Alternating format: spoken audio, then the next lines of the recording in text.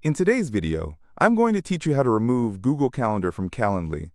If you find this useful, consider subscribing and liking the video. Now let's dive straight into the process. First things first, you'll want to head over to the Calendly website or open the Calendly app on your device. If you're not already logged in, go ahead and enter your credentials to access your account. Once you're logged in, you'll notice a navigation menu on the left side of your screen. Look for the section labeled Availability. This is where you can manage all the times you're available for meetings and sync your calendars. When you click on Availability, you'll be brought to a new page with various options and settings. The next step is to open the calendar settings. Depending on your interface, you may find this option within the Availability section, or it might be a separate tab altogether. Just keep an eye out for anything that mentions settings or calendars. When you locate this option, click on it. Now here's the crucial part. If your Google Calendar is connected, you'll see it listed among your accounts. Look for the Google Calendar integration on this page. It might display as Google Calendar or simply Google. When you find it, you should see a red cross or X icon next to it. This indicates that you have the option to disconnect.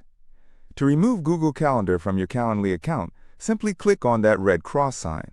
Once you do, a prompt may pop up asking you to confirm that you want to disconnect or remove it. If that happens, go ahead and confirm your choice. This will cut the link between Calendly and your Google Calendar successfully.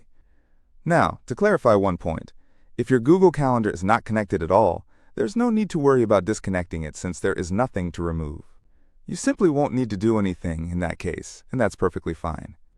Once you've followed these steps and removed your Google Calendar, you'll still be able to use Calendly for scheduling through any other calendars you have connected, or even natively without syncing any calendars at all if you prefer.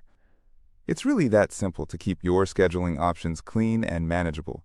Sometimes it's necessary to have a little bit of tidying up with these integrations, especially if you're finding that different calendar platforms are conflicting with one another.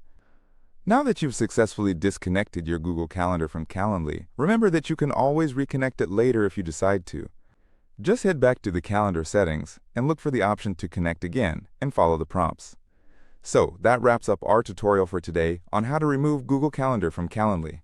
I hope you found this information helpful. If you have any questions or need further assistance with Calendly or calendar integrations in general, feel free to drop a comment below.